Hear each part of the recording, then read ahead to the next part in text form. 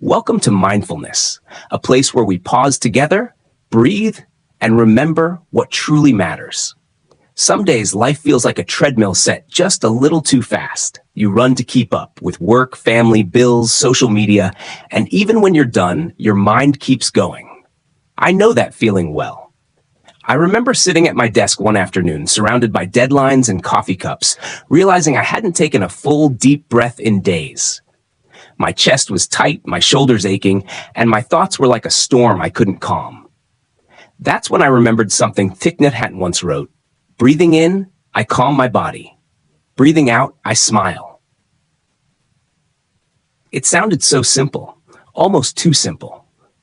But I decided to try it. I closed my laptop, placed my hands on my lap, and let one slow breath fill me from the inside. The noise in my head didn't vanish instantly, but it softened. And in that moment I realized, balance isn't something you achieve once and keep forever. It's something you return to, over and over, like coming home. Many of us think meditation is about sitting cross-legged on a cushion in total silence. But the truth is, balance begins with something much more ordinary, being fully present with what is happening right now. Jon Kabat-Zinn, one of the pioneers of mindfulness in America, often says mindfulness is about paying attention in a particular way, on purpose, in the present moment, and non-judgmentally. That means you can practice it while sipping your morning coffee, waiting in line, or even driving in traffic. The challenge, of course, is that our modern world is designed to pull us away from presence. Notifications, ads, endless to-do lists, they all whisper the same lie. You'll be at peace once you finish everything. But life doesn't work like that. As the Buddha taught more than 2,500 years ago, peace is not something you chase. It's something you cultivate in this very breath.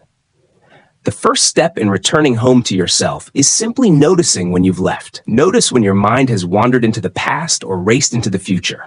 Notice when your body feels tense, your jaw clenched, your heart restless. And instead of criticizing yourself for it, smile at the noticing. Sharon Salzberg, one of America's most respected meditation teachers, calls this moment the magic of beginning again. Every time we come back to the breath, we are building the muscle of balance. For me, it often starts with one question. Where am I right now? Not my physical location, but my attention. Is it here in the warmth of this cup of tea, the softness of this chair? Or is it lost in tomorrow's worries and yesterday's regrets? Balance doesn't mean life is perfect or problems disappear. It means you can stand in the middle of the storm and feel the ground beneath your feet. Thich Nhat Hanh often used the image of a tree in the wind. The branches may sway, but the roots are steady, anchored deep in the earth. Meditation is how we grow those roots. Today, as you read this, try pausing for just 30 seconds. Close your eyes if you can. Take a slow breath in, feeling the air fill your lungs. Let it out gently, noticing the release. This is you, returning home, even in the middle of your busy day. And from here, we will explore how meditation and mindful living can bring that sense of home into every part of your life. One of the biggest myths about meditation is that you have to block out a chunk of your day, sit in perfect silence, and somehow shut down your thoughts. The truth is, you don't need a special room, incense, or even a cushion. You just need a willingness to notice what's happening right now, and a few simple tools to bring yourself back when life pulls you away. Thich Nhat Hanh often reminded his students that meditation is not an escape from life. It is the way to truly be in life. That is why he encouraged what he called informal meditation, practicing in the middle of ordinary activities. Washing dishes becomes a chance to feel warm water on your hands. Walking to your car becomes an opportunity to notice the sound of your footsteps.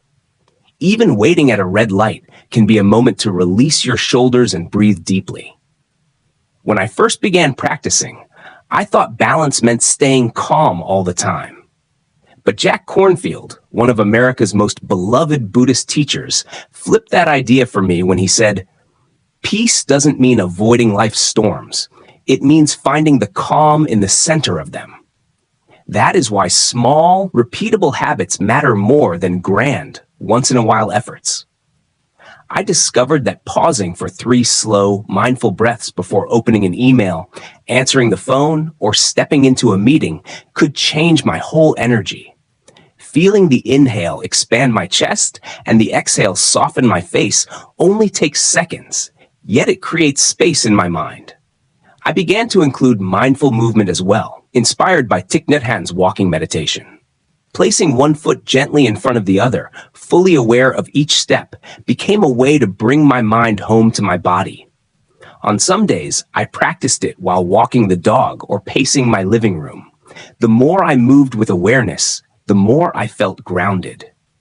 I also started to anchor my day in gratitude. At random moments, I would notice something I appreciated: the smell of coffee, a stranger's smile, the sunlight falling across my desk, and silently tell myself, this is a good moment. Sharon Salzberg calls this planting seeds of happiness, training the mind to return to joy more easily. The Buddha taught that what we repeatedly think and do, we become. Balance isn't a one-time achievement. It is built breath by breath, choice by choice. Every time we choose to come back, from distraction to presence, from tension to release, we strengthen our capacity to meet life with steadiness. When you begin practicing in these small ways, something shifts. You may find yourself responding with more patience when your child spills juice, or feeling less rattled when plans change suddenly. You start to realize that balance is not somewhere out there waiting for you. It is something you carry within you, ready to return to at any moment.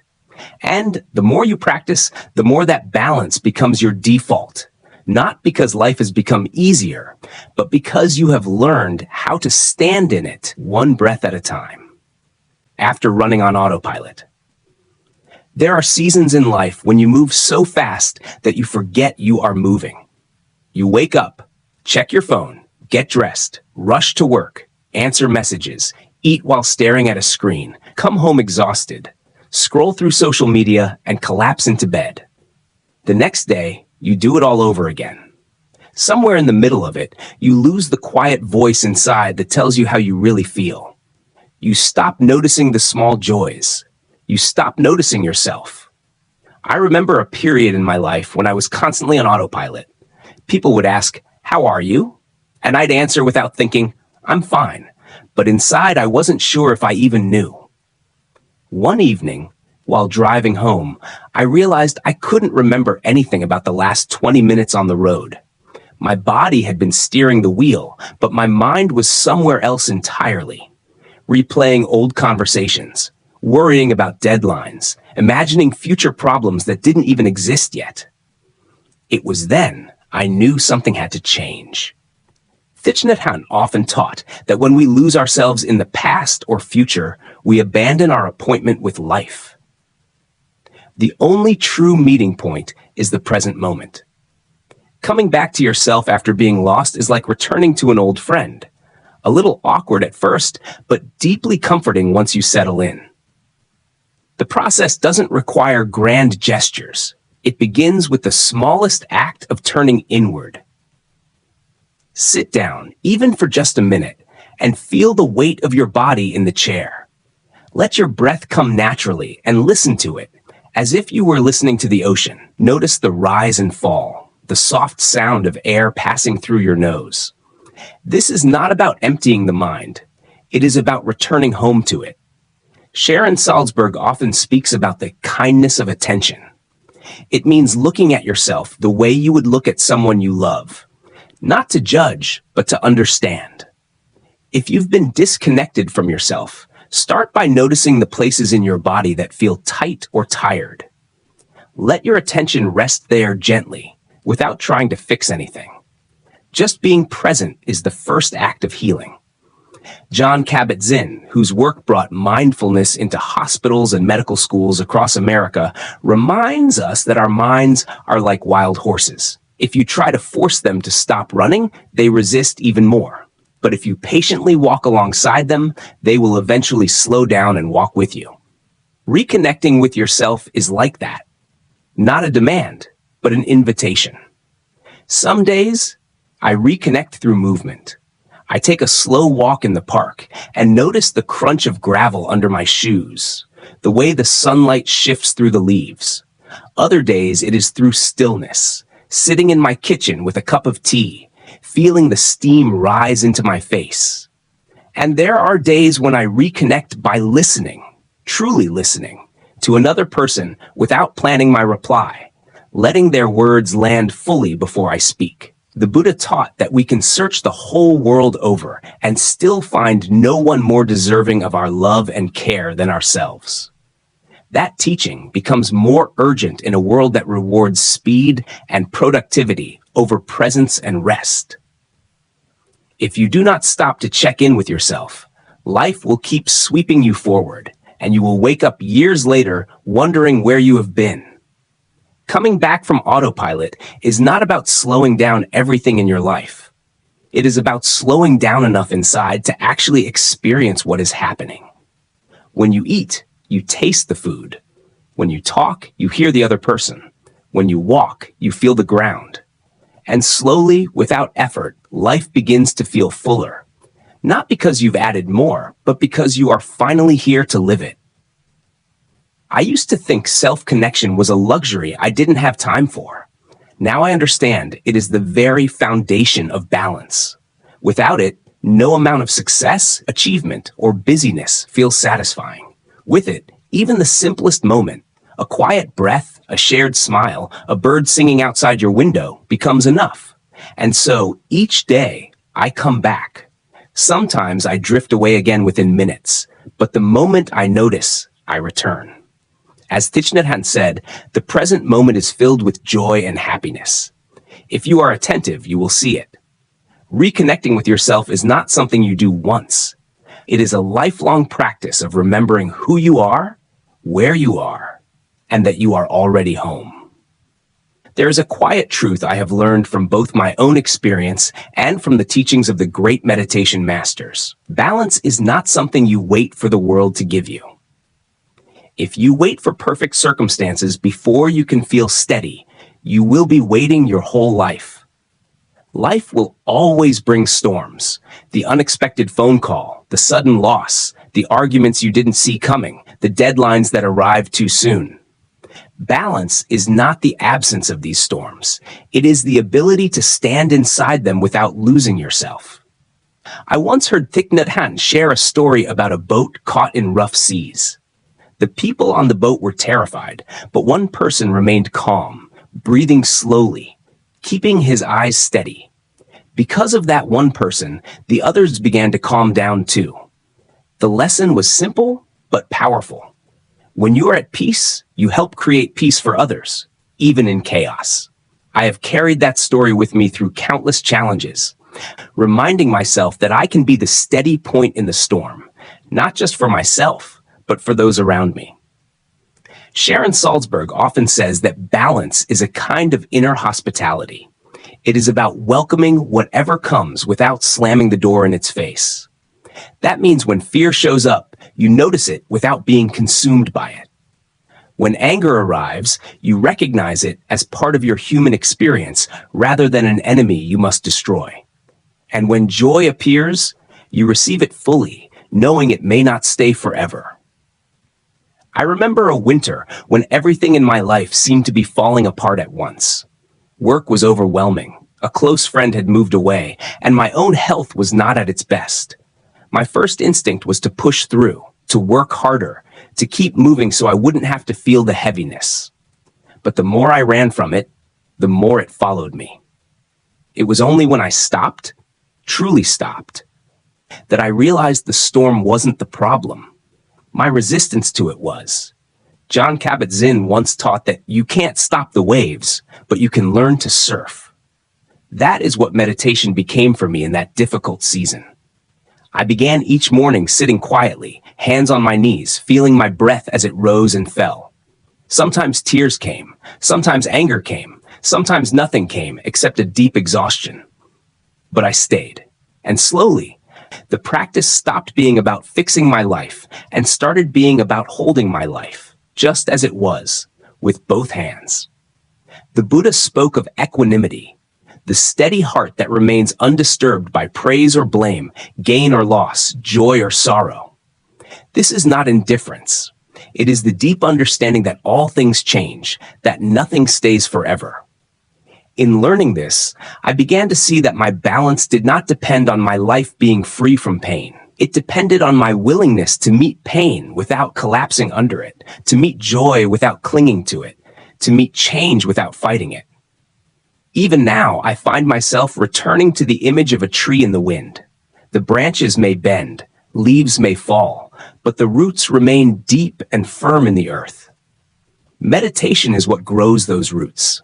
Each mindful breath, each moment of returning to the present, each act of kindness toward myself is another thread in the web that holds me steady. And something beautiful happens when you live this way. You start to see that balance is contagious. When you show up calmly in a heated conversation, others lower their voices. When you breathe slowly in a moment of tension, the people around you unconsciously match your rhythm. Just as the calm passenger steadied the boat in Thich Nhat Hanh's story, your own steadiness becomes a gift to the world. In the end, balance is not something you achieve and then check off your list. It is a living, breathing relationship with yourself and with life. The storms will still come, the winds will still blow, but you will know deep in your bones that you can stand in the center of it all, grounded, awake, and at home in yourself. There are days when the world feels too loud, too fast, and too heavy. On those days, I have learned to go outside. Sometimes I walk without a destination, letting my feet choose the way. Other times I sit quietly in a park or on my porch, simply watching the wind move through the trees. The earth has its own way of teaching balance, and it does not use words.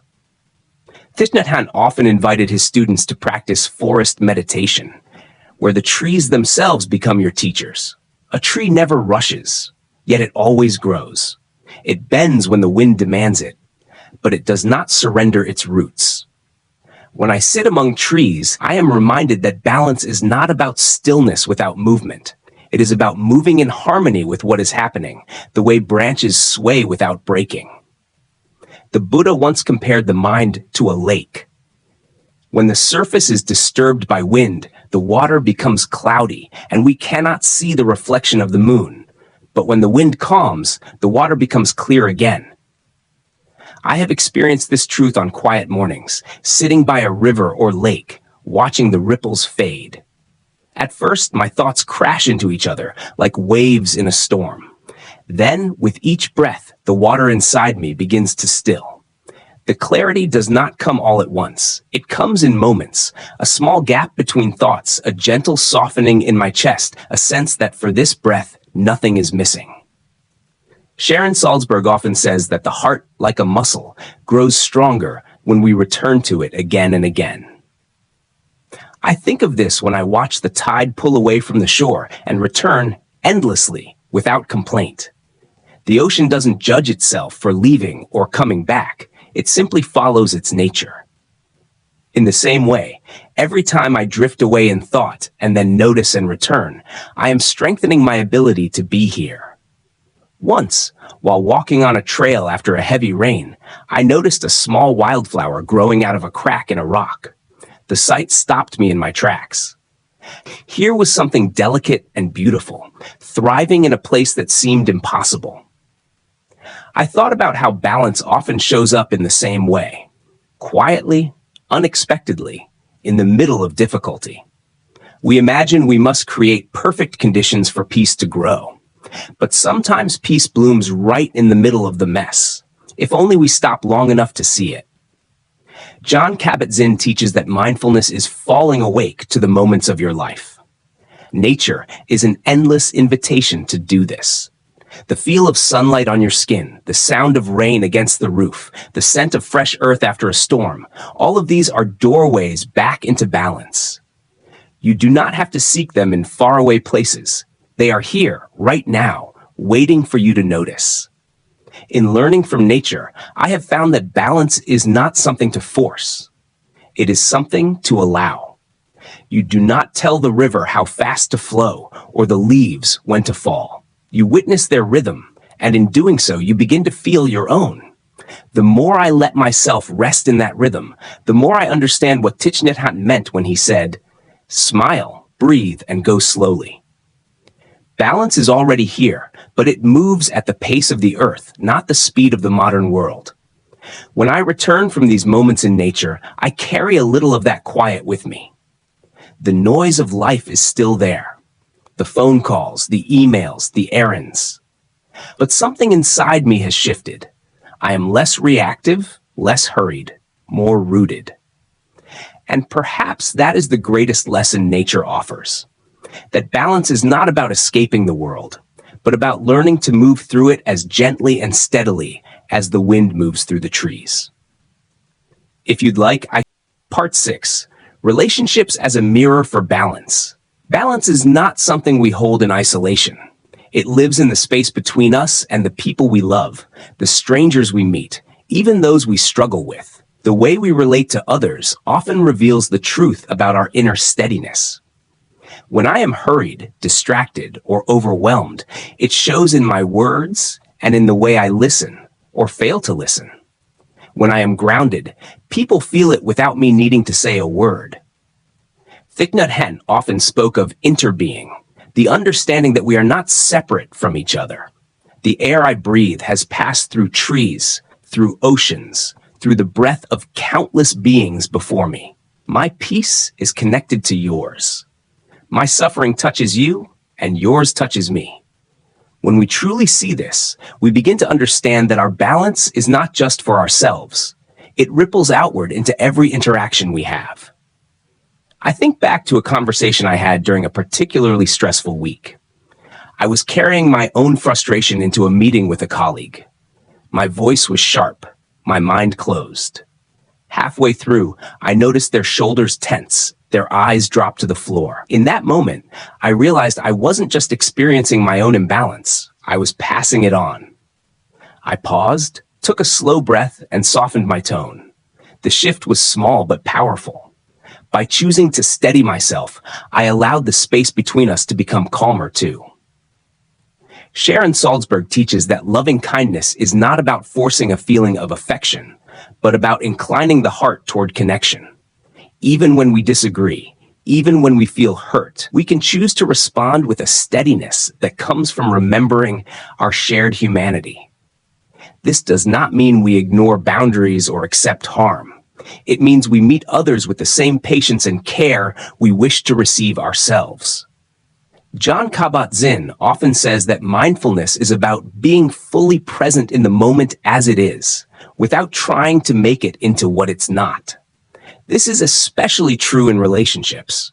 We often want people to be different, more understanding, more patient, more like the version we imagine. But balance in connection comes from meeting others where they are, while also staying rooted in where we are.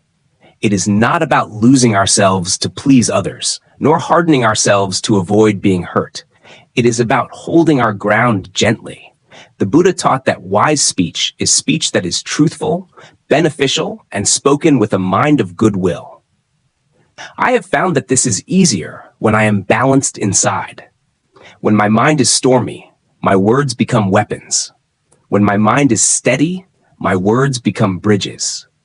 The quality of my relationships often mirrors the quality of my own attention.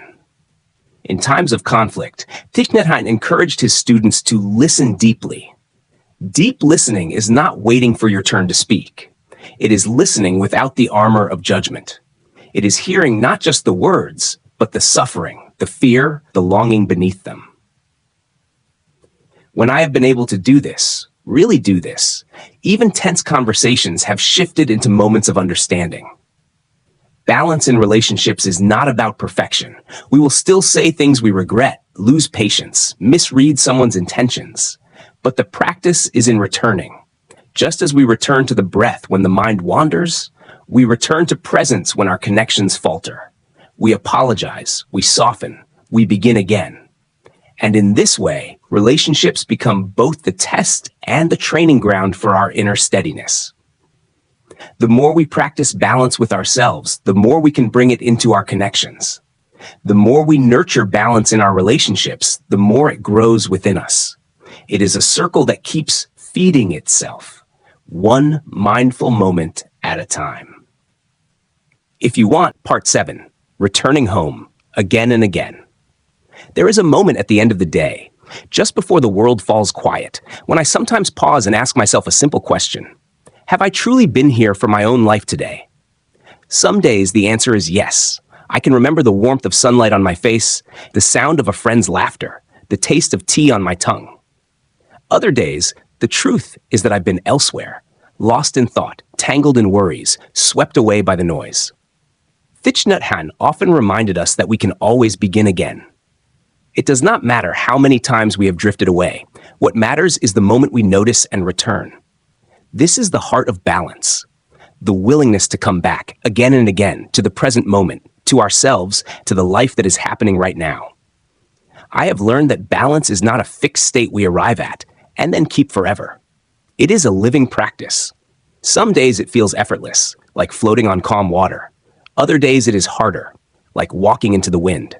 But with each breath, each mindful step, each act of kindness toward ourselves and others, we strengthen our roots. We remember that we are not here to control every wave, but to ride them with as much grace as we can. Sharon Salzberg says that mindfulness is not about becoming someone different. It's about becoming more fully who we already are. When I reflect on this, I see that balance is not about changing into a calmer, wiser, more perfect person. It is about coming home to the person we are when we are awake, kind, and present. It is about trusting that we already carry the seeds of peace within us, and our practice is simply to water them. The Buddha's teachings remind us that everything changes: joy, sorrow, gain, loss, beginnings, endings. When we resist this truth, we suffer.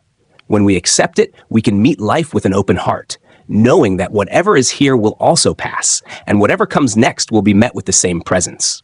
This acceptance does not make life dull, it makes it vivid. We stop waiting for the perfect moment to arrive and start living in the one we have. And so we arrive here together at the quiet close of this journey. But this is not an ending. It is an invitation to carry what you have touched here into the rhythm of your days. To pause when the world asks you to rush, to listen when someone needs to be heard, to breathe deeply when life feels too heavy, to remember, as Thich Nhat Hanh taught, that peace is every step. Mindfulness is here to walk with you in this practice, not to give you rules or perfection, but to offer reminders, stories, and gentle guidance as you keep returning to yourself. No matter how many times you wander, you can always come back. You can always choose this breath, this moment, this life. And in doing so, you are already home.